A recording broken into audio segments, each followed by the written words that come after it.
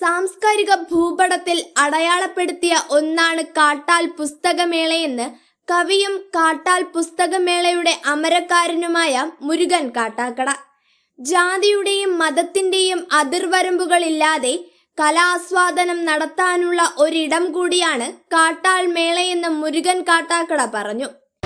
രേഖപ്പെടുത്തപ്പെട്ട വലിയ ഒരു മുന്നേറ്റമാണ് കാട്ടാൽ പുസ്തകമേള. കാട്ടാൽ പുസ്തകമേളയുടെ വളർച്ചയും വ്യാപ്തിയും മനസ്സിലാക്കി തിരിച്ചറിഞ്ഞുകൊണ്ട് കേരളത്തിന്റെ വിവിധങ്ങളായ ഭാഗങ്ങളിൽ വലിയ സാംസ്കാരിക കൂട്ടായ്മകൾ പിന്നീടുണ്ടായിട്ടുണ്ട്. അതിൽ ചിലതെല്ലാം ഒരു പരിധിവരെ വിരളിലുണ്ടാവുന്ന ചിലതെല്ലാം കേരളത്തിൽ കാട്ടാൽ പുസ്തകമേളയെ കവച്ചു വെക്കുന്ന രീതിയിലും ഉണ്ടായിട്ടുണ്ട്. അതിൽ പ്രധാനപ്പെട്ട ഒന്നാണ് പിണറായി പെരുമ.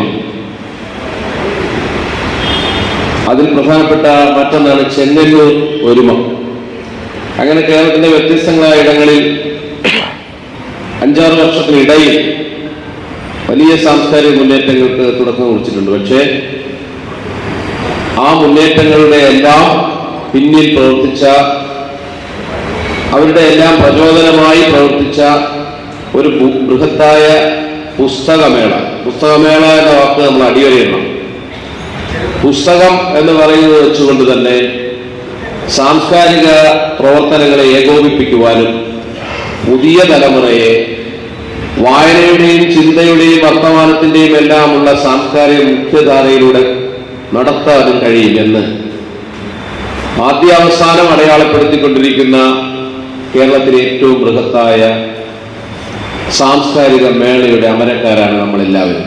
കക്ഷി രാഷ്ട്രീയത്തിനതീതമായി എല്ലാവരും ആസ്വദിക്കുന്ന ഒന്നാണ് കാട്ടാൽ മേളയെന്ന് IB സതീഷ് MLA പറഞ്ഞു. എല്ലാവരും കാട്ടാൽ മേളയുടെ സന്ദേശവാഹകരായി മാറണമെന്നും IB സതീഷ് വ്യക്തമാക്കി.